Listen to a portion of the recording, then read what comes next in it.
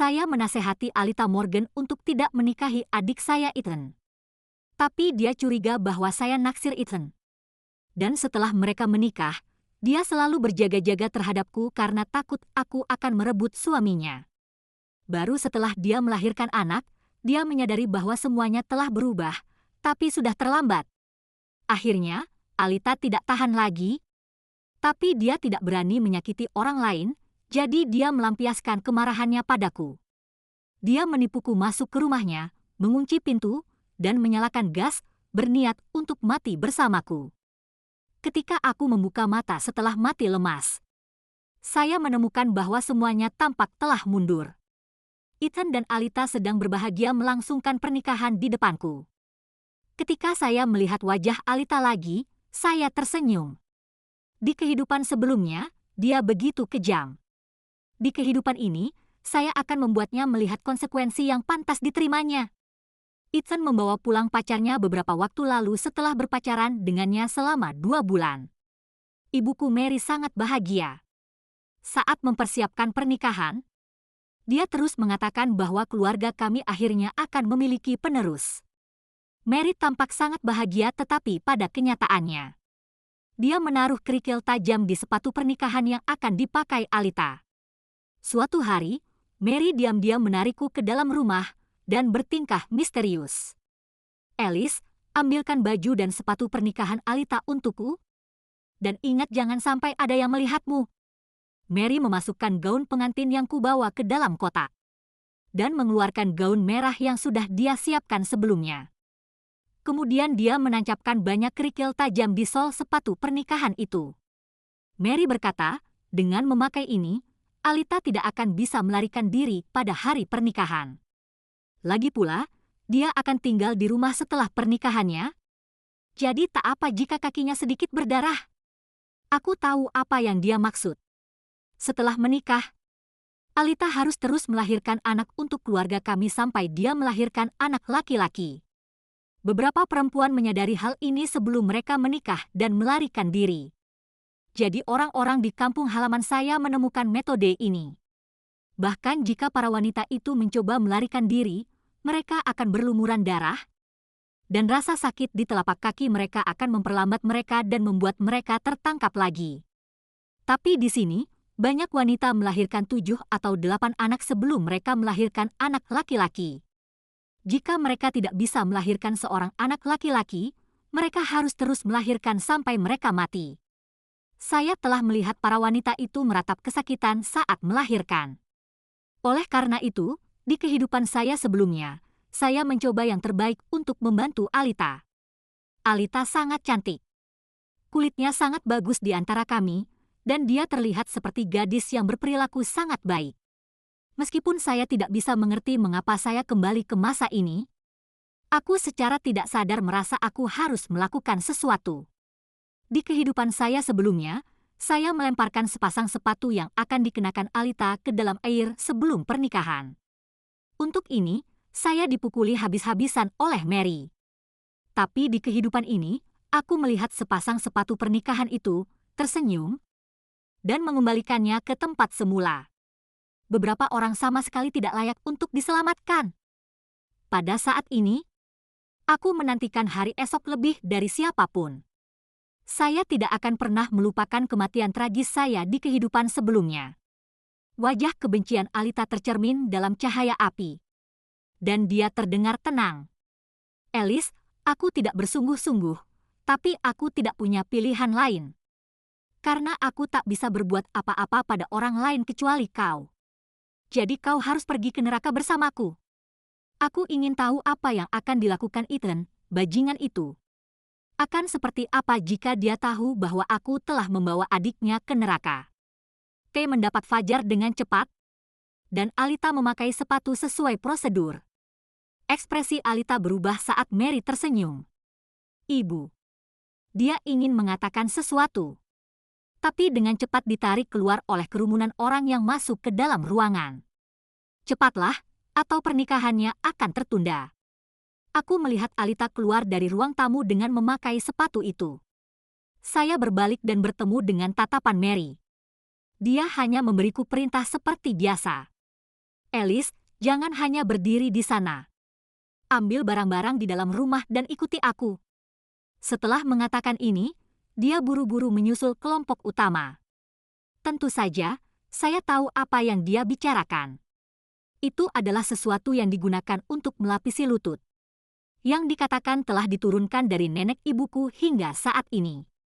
Sambil memegang benda itu di tangan saya juga menyusul tim.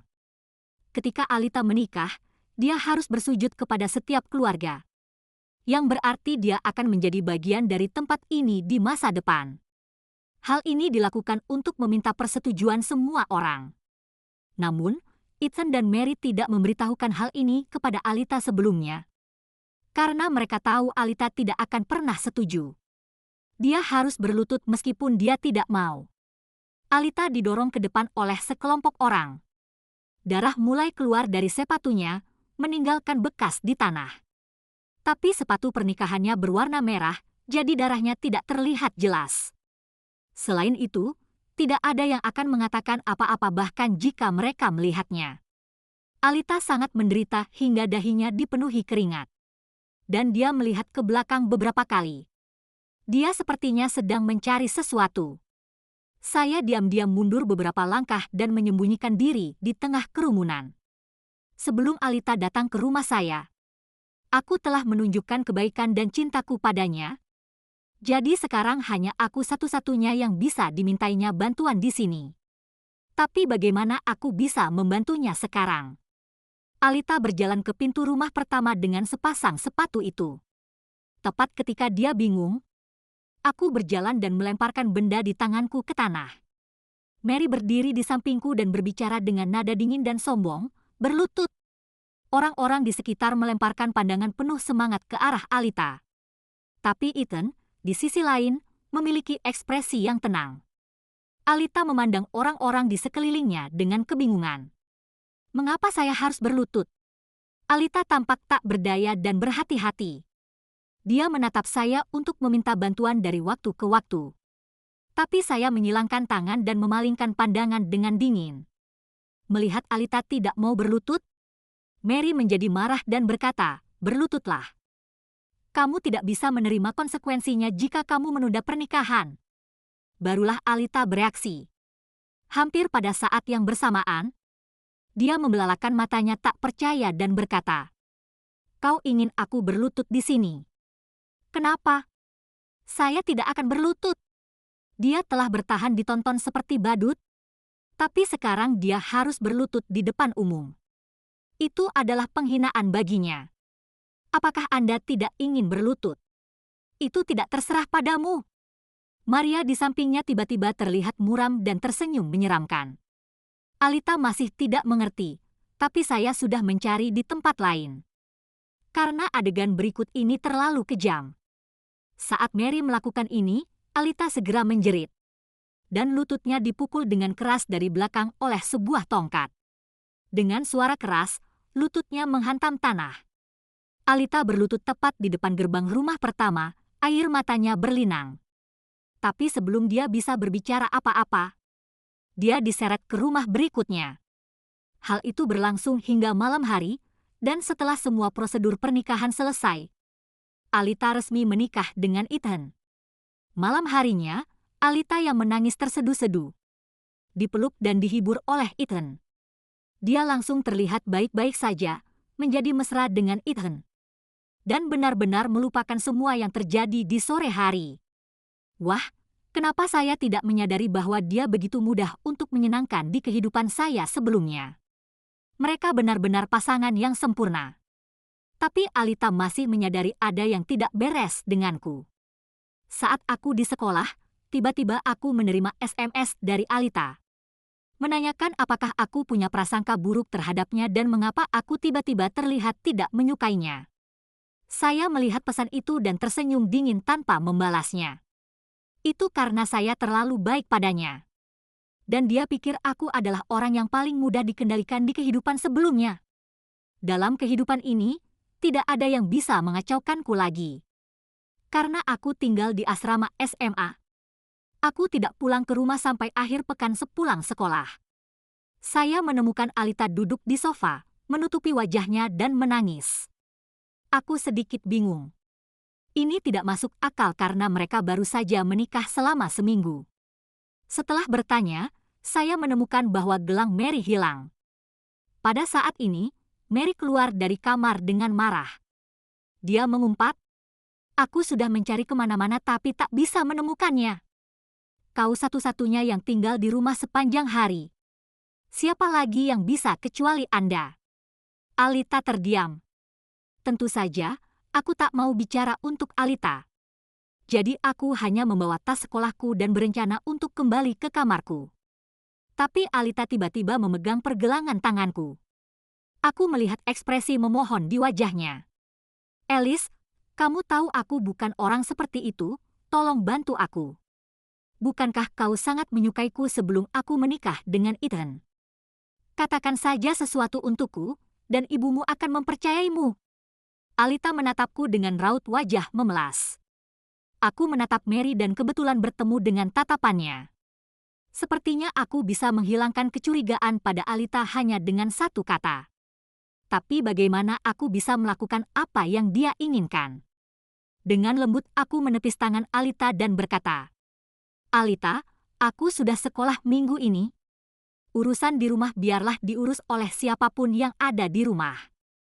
Lagi pula, ibuku tidak sejahat itu. Jika kau tak mengambilnya, pasti tertinggal di suatu tempat. Bantu dia menemukannya." Aku mengatakannya dengan tenang, menjabat tangannya dan masuk ke kamarku.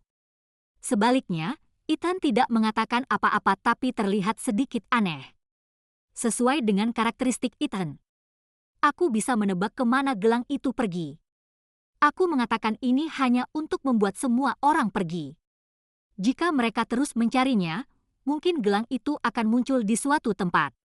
Tapi Mary tetap bersikeras bahwa Alita yang mengambil gelang itu, dan berteriak bahwa jika Alita tidak bisa menemukannya, Alita harus mengganti dengan harga aslinya. "Siapa lagi yang bisa kecuali kamu? Mungkinkah anakku yang mencuri gelang itu?" Mary sangat cemas sehingga dia menjadi tidak masuk akal. Bahkan tidak punya cara untuk berdebat. Dia tidak begitu mengerti mengapa Mary begitu marah hanya karena sebuah gelang. Dia juga tidak mengerti mengapa gelang itu menghilang tanpa bisa dijelaskan. Tiba-tiba, dengan putus asa, Alita mengalihkan pandangannya ke sebuah gunting di atas meja. Ethan memperhatikan Mary dan Alita yang terus berdebat, dan dia mengorek-ngorek telinganya dengan tidak sabar. Dia menandatangani. Saat itu, Mary masih sibuk dan mengobrak-abrik laci. "Itu pusaka saya. Itu sudah dengan mesin saya menikah. Bagaimana bisa hilang begitu saja seperti itu? Ya Tuhan, sungguh sial.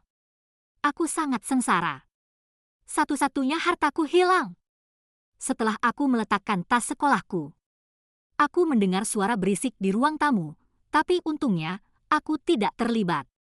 Aku berencana untuk keluar dan melihat apa yang terjadi setelah aku menyelesaikan pekerjaan rumahku.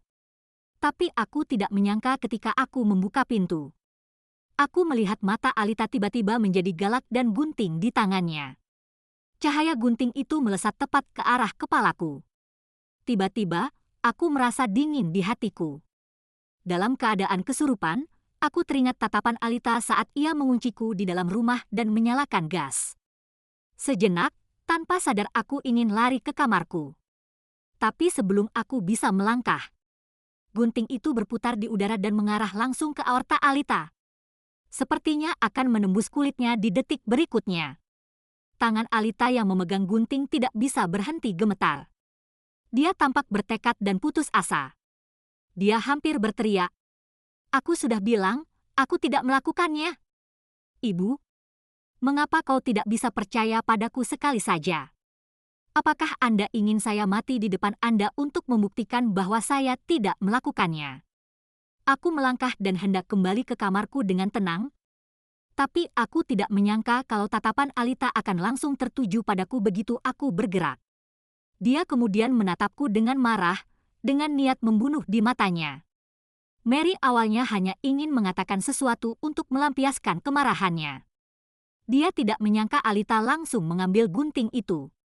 Aku tertegun oleh ekspresi serius Alita. Dalam sekejap, ekspresi wajah Mary berubah lagi, dan menyadari bahwa dia mungkin telah bertindak terlalu jauh. Tapi dia tetap harus berakting, jadi dia melunakkan nada bicaraku dan berkata, "Oh, Alita, aku tidak mengatakan itu pasti kamu. Mengapa kamu begitu bersemangat? Letakkan itu, jangan mengambil benda-benda berbahaya itu dengan santai." Ethan tidak mengatakan sepatah kata pun pada awalnya, tapi sekarang dia menemukan bahwa ada sesuatu yang salah. Dia tidak menyangka bahwa Alita, yang tadinya jinak, akan meledak. Jadi dia mendekati Alita sambil menghiburnya. "Apa yang kau lakukan?" "Ibu tak bermaksud, aku pernah cerita tentang kepribadian ibuku, kan? Kau terlalu serius." Sementara Alita tertegun, Edhans merebut gunting dari tangannya. Lelucon itu akhirnya berakhir dengan ancaman bunuh diri dari Alita. Aku menatap Mary yang menghela nafas panjang dan diam-diam melihat ke arah Ethan. Aku tidak bisa menahan diri untuk tidak berbicara. "Bu, kenapa tidak ke kamar Ethan saja dan lihat apakah gelang itu ada di sana?" Ethan punya perilaku buruk sejak kecil, dan dia sering bergaul dengan gangster. Meskipun aku adik kandungnya, aku tidak tahan dengan perilaku Ethan. Itu sebabnya aku ingin membantu Alita sejak awal. Aku tidak ingin gadis yang baik dirusak oleh Ethan. Tapi aku tidak menyangka kalau hati lembutku akan berujung seperti ini. Sekarang aku hanya bisa menghela nafas bahwa mereka adalah pasangan yang sempurna. Kali ini gelang Mary menghilang tanpa bisa dijelaskan. Dan aku menduga ada kemungkinan besar bahwa Ethan telah mengambil dan menjualnya. Tapi ketika aku mengingatkan Mary, ekspresinya berubah. Tanpa berpikir panjang, dia berkata, "Alice, apa yang kau pikirkan? Ethan bukan orang seperti itu. Kalau begitu, aku akan mengabaikan masalah ini. Aku terlalu malas untuk mengatakan lebih banyak. Lagi pula, tidak pernah bisa membangunkan orang yang sedang tidur." Setelah makan siang, aku kembali ke kamarku, berbaring di tempat tidur, dan mulai belajar. Pada akhirnya, Mary menebak siapa yang mengambil gelang itu. Jadi dia berhenti berbicara tentang hal itu. Dia mulai mengalihkan perhatian saya ke masalah kesuburan Alita. Dia mendesak Alita untuk memiliki anak dan bahkan memanggil banyak kerabat dan teman-teman ke rumah kami untuk menjelaskan kepada Alita tentang manfaat memiliki anak. Setelah Alita menolak, Mary berkata terus terang, "Kami sudah mengeluarkan uang untukmu. Jika kamu tidak mau melahirkan anak untuk kami, untuk siapa kamu mau melahirkan anak? Aku peringatkan kau. Jangan pernah berpikir untuk kembali ke rumahmu dalam hidupmu. Kami menghabiskan uang untukmu, dan sudah menjadi kewajiban seumur hidupmu untuk memiliki seorang anak untuk keluarga kita." Di sisi lain, Alita awalnya marah, tapi setelah Ethan menghiburnya, dia menjadi tenang dan mulai aktif mempersiapkan diri untuk kehamilan. Pada akhirnya, Alita mengungkapkan bahwa ia senang bisa melahirkan anak untuk Ethan. Saat itu, sebuah telepon masuk dan ekspresi Alita tiba-tiba berubah. Dia berdiri dengan panik dan bergegas keluar tanpa peduli tentang apapun. Mary mengangkat telepon yang diletakkan Alita di atas meja. Barulah kami mendapat kabar bahwa ayah Alita telah meninggal dunia, meninggalkan hanya orang tua dan anak-anak di rumah. Alita ingin pulang untuk menjenguk, tapi Mary mengerutkan kening. "Tidak. Kamu sedang dalam masa-masa terbaik kehamilanmu sekarang, sehingga Anda tidak harus pergi keluar. Jika kondisi tubuhmu sudah stabil, aku akan menjenguk keluargamu." Alita berhenti. Alita tidak percaya dengan apa yang didengarnya dan berbalik dan berkata, "Apa?" Ketika dia mengerti apa yang dikatakan Mary, dia menjadi sangat marah. "Dia adalah ayahku. Ayahku sudah meninggal. Tapi kau masih ingin aku tinggal di sini dan mempersiapkan kehamilan dengan tenang. Apakah Anda masih manusia?" Mary masih bersikeras dan bahkan menarik Ethan dan berkata, "Aku bilang aku tidak setuju kau kembali sekarang. Kau bisa kembali sendiri, tapi Ethan takkan mengantarmu ke sana. Tempat ini ribuan kilometer jauhnya dari rumah Alita. Dan setelah dia menikah dan pindah ke sini, Semua miliknya diambil oleh Mary. Jika dia ingin kembali sendiri, dia hanya bisa berjalan kaki karena dia tidak bisa naik bus. Alita tidak percaya dengan kekejaman Mary. Dia mengalihkan pandangannya ke wajah Ethan. Ethan, jangan bilang kalau kau setuju dengan ibumu. Ayahku sudah meninggal. Tapi kau ingin aku tinggal di sini dan mempersiapkan kehamilan denganmu terlebih dahulu. Apakah Anda lupa janji yang Anda buat untuk saya? Kau bilang kau tidak akan pernah membiarkanku mengalami ketidakadilan setelah aku menikah denganmu. Tapi hitunglah berapa kali aku telah bersalah sejauh ini. Sekarang aku bahkan tak bisa melihat ayahku untuk terakhir kalinya, kan? Semakin banyak Alita berbicara, semakin dingin dia terlihat, dan pada akhirnya, bahkan nadanya pun menjadi tenang. Kedengarannya seperti dia menceritakan kisah orang lain.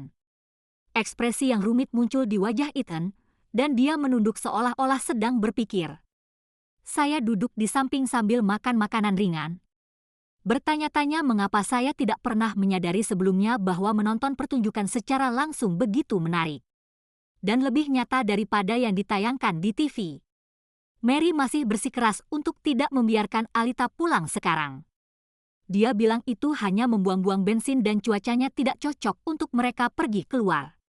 Saat Mary hampir runtuh secara mental, Ethan, yang selama ini hanya diam di sampingnya, akhirnya berbicara. Bu, aku akan membawanya kembali. Melihat Ethan yang akhirnya bertindak, saya menjadi tertarik. Ethan memang pemberontak sejak kecil, tapi aku tidak menyangka dia terlihat seperti suami yang bisa diandalkan sekarang. Tapi aku tidak bisa menyukainya. Sejak aku masih kecil, aku telah disalahkan atas banyak kesalahan Ethan dan dimarahi oleh Mary. Ketika mobil Ethan menghilang di tikungan gang, hujan mulai turun. Mary dan aku tidak punya apa-apa untuk dibicarakan di rumah. Jadi aku hanya pergi keluar. Saya berjalan santai di tengah hujan sambil memegang payung. Tidak banyak pejalan kaki di jalan. Dan hanya sedikit yang terlihat bergegas pulang. Sesosok tubuh di jembatan tidak jauh dari sana menarik perhatian saya. Sosok itu benar-benar hitam. Dan dari kejauhan terlihat seperti seorang pengelana yang kesepian di tengah hujan dalam sebuah permainan. Berdiri di jembatan tanpa tahu kemana dia pergi. Tanpa sadar, aku bergerak mendekatinya. Hanya ketika saya mendekat, saya bisa mencium bau rokok yang berasal dari ujung jarinya. Yang membuat hidungku sedikit sakit. Anak itu tidak menyadari aku mendekat. Dia mengisap rokok di antara jari-jarinya dari waktu ke waktu. Dan asap putih mengepul di sisi wajahnya. Meskipun saya tidak bisa melihat wajahnya dengan jelas. Aku tahu dia pasti dalam suasana hati yang buruk saat ini. Dia tidak akan bunuh diri, kan? Saya memikirkannya dan menyentuh beberapa permen di saku saya yang saya bawa dari rumah. Setelah ragu-ragu sejenak, aku mengambil satu dan menyerahkannya kepadanya. Jangan terlalu banyak berpikir. Jika kau punya masalah, makanlah permen. Aku tidak tahu mengapa aku, yang selalu takut pada orang asing, berani mengambil keuntungan untuk berbicara dengan orang asing di malam hujan. Saya menghadapi seorang pria yang sedang merokok dan tampak seperti anak nakal. Dia sedikit terkejut. Setelah berbalik dan melihat saya mengenakan seragam sekolah, dia memalingkan kepalanya lagi. Senyum tipis di wajahnya, dan dia berkata, "Anda adalah siswa yang baik. Kenapa kamu tidak mengerjakan PR di rumah tapi keluar bermain di malam hari?" Dia melihat logo sekolah di seragam saya sekilas. Mendengar suaranya, saya menduga bahwa dia seusia saya, jadi saya menjadi lebih berani.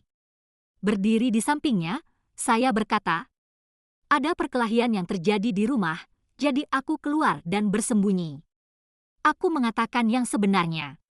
Setelah Ethan pergi, Mary di rumah sarkastikali menatapku. Atau berbicara dengan teman-temannya di telepon dengan nada sinis. Dia mengeluh bahwa Ethan sudah dewasa dan tidak lagi mendengarkannya. Anak itu tidak mengatakan apa-apa. Setelah beberapa saat, dia berkata bahwa dia akan membawanya pulang. Adegan aneh pun tercipta. Seorang anak laki-laki mengikuti seorang anak perempuan tidak jauh di belakang. Dan keduanya berjalan satu demi satu. Ethan pergi ke rumah Alita selama 3 hari. Ketika dia kembali 3 hari kemudian, dia dengan senang hati mengatakan kepada Mary bahwa Alita hamil. Yang ditemukan melalui tes pada hari mereka kembali ke rumah Alita. Mary masih terlihat murung pada awalnya, tapi dia terlihat lebih baik setelah mendengar berita itu. Nah, mulai hari ini, kamu harus menjaga tubuhmu dengan baik dan jangan membebani cucuku. Alita juga sangat senang. Dia akhirnya merasa bahwa dia memiliki tempatnya di keluarga ini. Setiap malam, Mary selalu menyiapkan makanan yang lezat untuk Alita agar tubuhnya tetap sehat. Ketika Alita hamil hampir 5 bulan, Mary membawa kembali seorang dokter yang tidak dikenal. Alita, keluarlah dengan cepat dan biarkan dokter memeriksamu. Dia pandai mengetahui jenis kelamin janin. Hari ini aku akan tahu cucu pertamaku. Aku sangat bahagia hanya memikirkannya. Sedikit ketidaksenangan melintas di wajah Alita. Dia tidak menyukai apa yang selalu Mary sebutkan tentang cucunya sepanjang waktu. Namun, karena Mary yang mengatur keuangan, Alita tidak punya pilihan selain bekerja sama. Saya merasa bahwa dokter itu tidak dapat diandalkan segera setelah saya melihatnya. Saya melihat dia mengutak-atik perut Alita dan mengamati Alita. Mengerutkan kening dan menjulurkan lidahnya dari waktu ke waktu. Setelah beberapa menit, secara misterius dia menarik Mary keluar dari rumah. Saya menduga Mary tidak menyukai jawaban yang diberikan dokter. Setelah itu, sikapnya terhadap Alita menjadi kurang positif. Akhirnya, setelah 10 bulan kehamilan, Alita melahirkan bayinya dengan selamat. Bayi itu berjenis kelamin perempuan. Mary tidak mau menyerah dan mendesak Ethan untuk memiliki anak kedua bahkan sebelum Alita menyelesaikan kurungannya. Anda harus melahirkan anak laki-laki dengan cepat selagi Alita masih muda. Ini akan baik untuk bayi dan Alita. Ketika Anda sudah tua, kualitas anak yang kau lahirkan tidak sebaik saat kau masih muda. Alita adalah orang yang penurut, dan kata-kata manis Ethan memujuknya. Dia hanya berpikir bahwa Ethan terlalu mencintainya dan ingin memiliki anak laki-laki dan perempuan dengannya.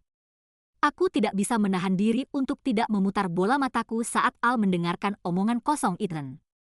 Akhirnya, dengan usaha mereka berdua, anak kedua Ethan segera lahir. Dan pembalasan Alita juga akan segera tiba. Aku teringat, dalam kehidupanku yang dulu, setelah Ethan punya anak, dia akan membawa pulang apa yang disebutnya sebagai teman untuk tinggal sementara waktu. Setelah Alita melahirkan anak keduanya, meskipun Mary menjaga cucunya di sisinya seperti harta karun, begitu anak itu menangis, dia akan segera melemparkannya ke Alita untuk menghiburnya. Sepertinya Mary yang sering mengurus anak-anaknya, tetapi sebenarnya Alita yang merawat keduanya sendirian.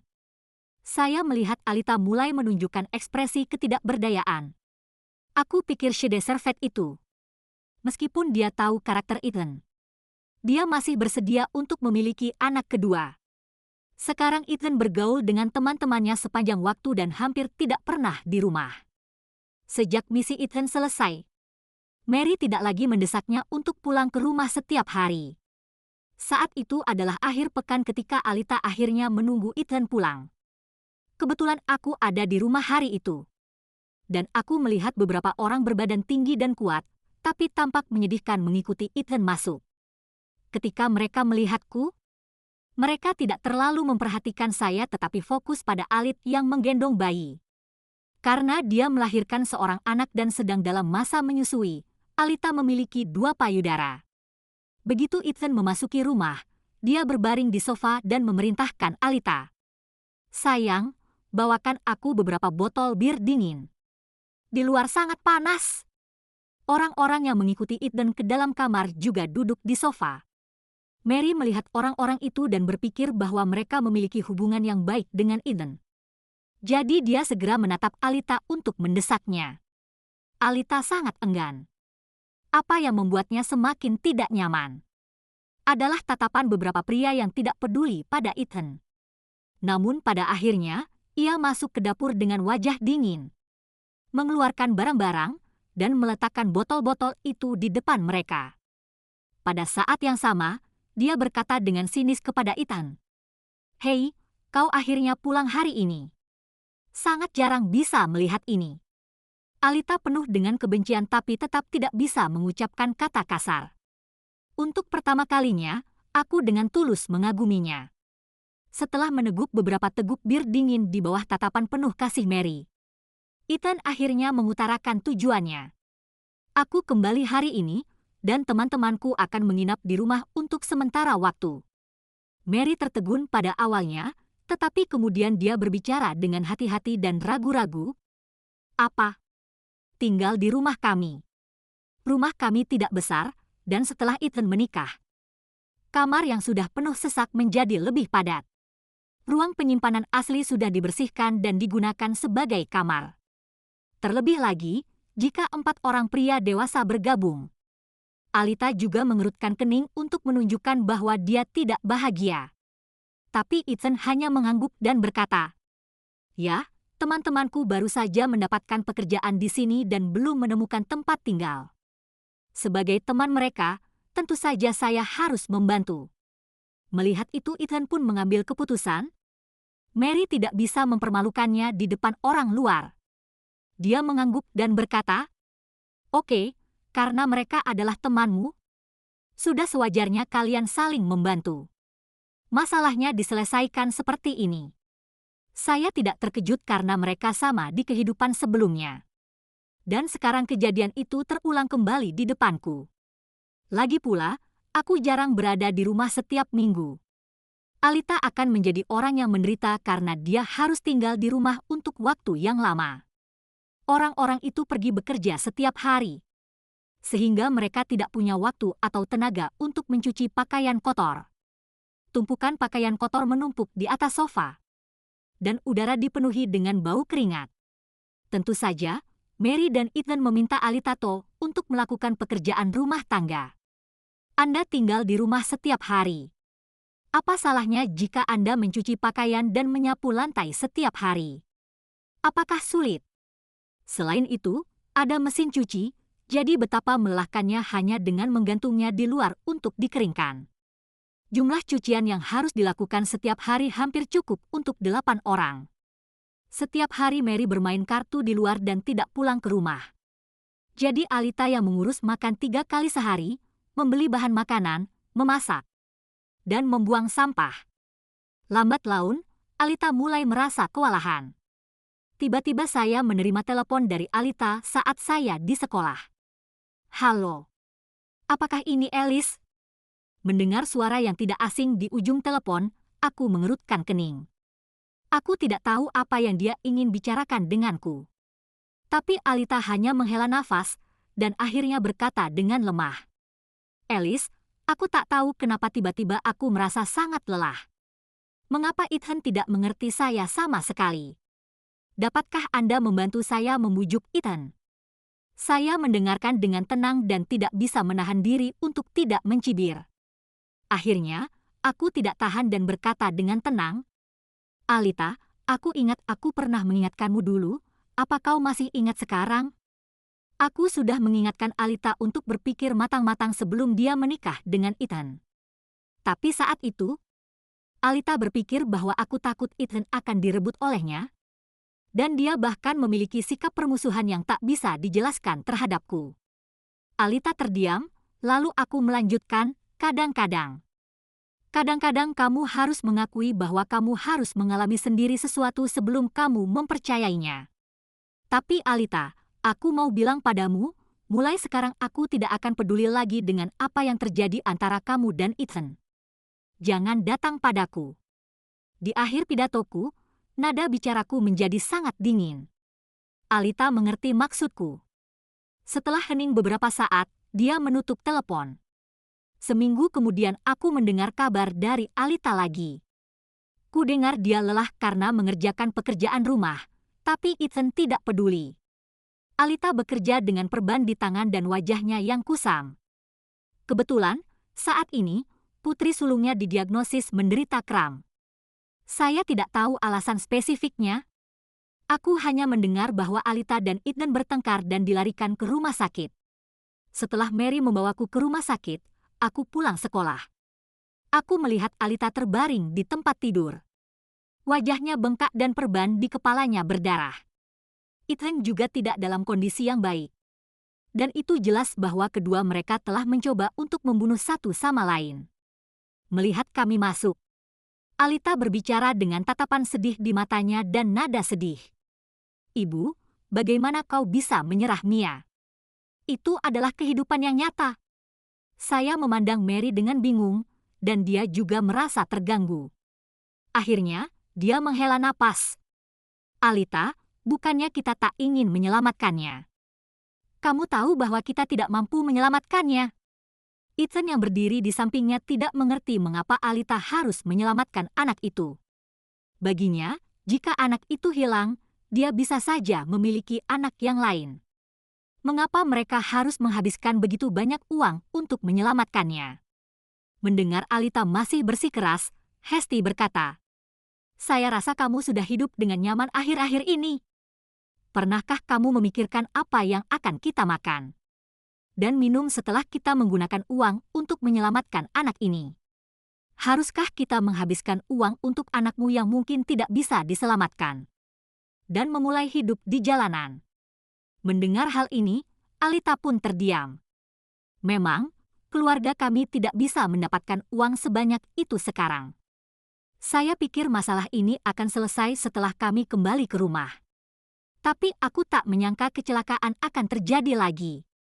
Alita tampak seperti orang yang berbeda setelah dia pulang dari rumah sakit hari itu. Dulu, dia akan mengucapkan sepatah dua patah kata tak peduli betapa tidak bahagianya dia. Tapi sekarang dia sangat pendiam. Tapi Ethan tidak menganggap serius perubahan Alita sampai hari itu. Ketika mereka bertengkar sengit lagi. Itu masih karena penyakit anak sulung mereka. Ethan mengira Alita sudah tidak masuk akal. "Saya pikir kamu tidak akan puas kecuali kamu menguras uang keluargaku. Anda harus memikirkan gadis kecil yang tidak beruntung itu, bukan?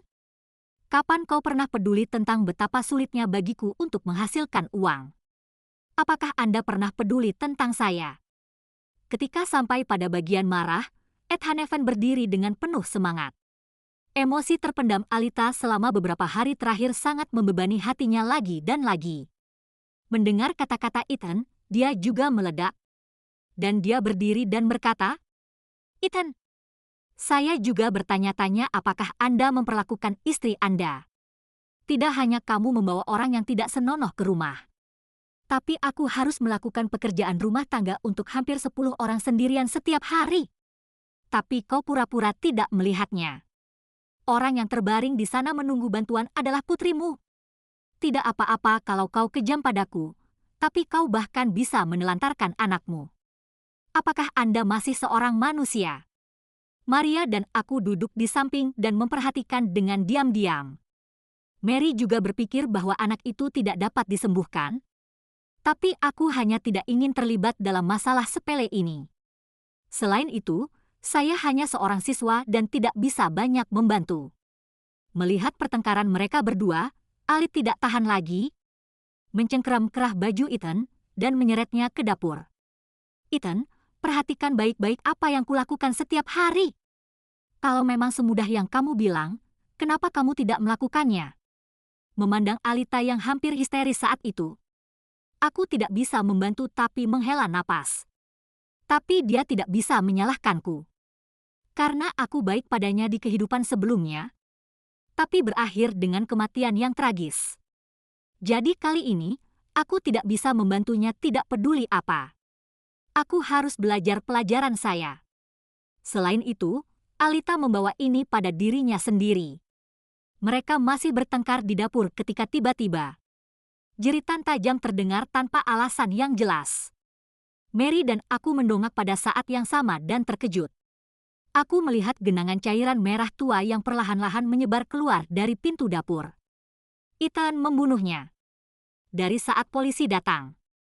Dan membawa Ethan pergi hingga saat Alita dibawa ke tandu.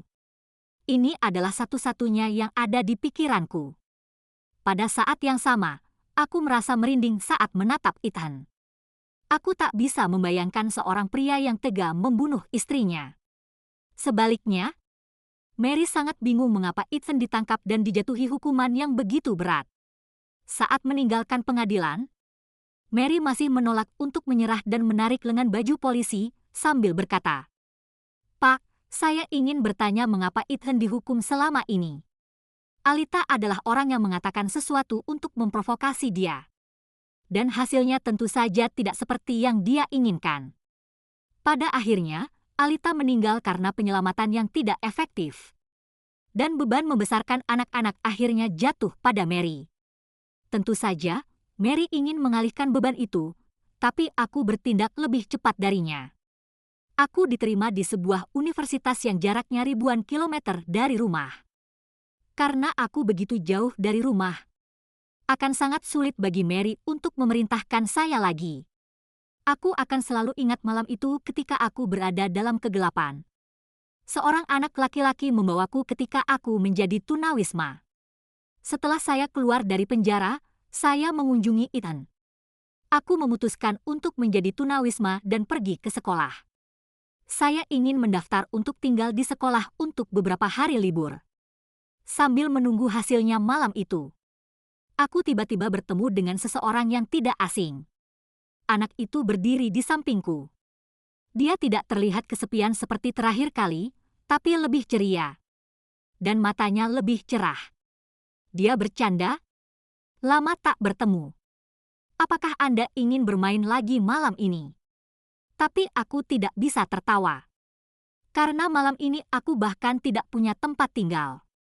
Anak itu mengabaikanku dan berkata pada dirinya sendiri, "Namaku Tommy Murphy. Aku berencana untuk mengakhiri hidupku di sini malam itu.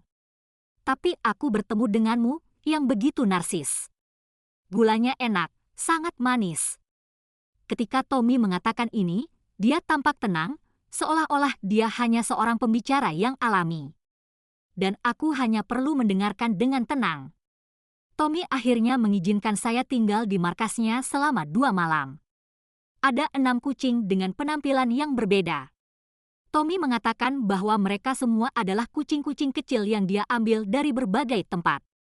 Dia menyebut mereka anak-anaknya, tapi mereka juga teman baiknya. Dan kemudian saya menyadari bahwa Tommy serius hari itu. Dia memang sangat sedih sampai-sampai dia ingin melompat dari jembatan. Dia tidak memberitahuku alasannya. Setelah kuliah, aku bertemu dengannya lagi di sekolah. Saat ini, sudah 1 tahun 6 bulan sejak aku meninggalkan keluargaku. Tommy muncul di bawah pohon yang akrab di kampusku sambil menggendong kucingnya. Sudah lama sekali sejak kita terakhir bertemu. Aku sudah lama ingin bertemu denganmu, jadi aku juga mendaftar ke sekolah ini. Aku bingung. Tommy mengabaikan reaksiku dan duduk di bangku batu sambil menggendong kucing. "Ada apa? Apakah Anda tahu betapa sulitnya aku bekerja untuk diterima di sekolah ini? Aku hampir gagal.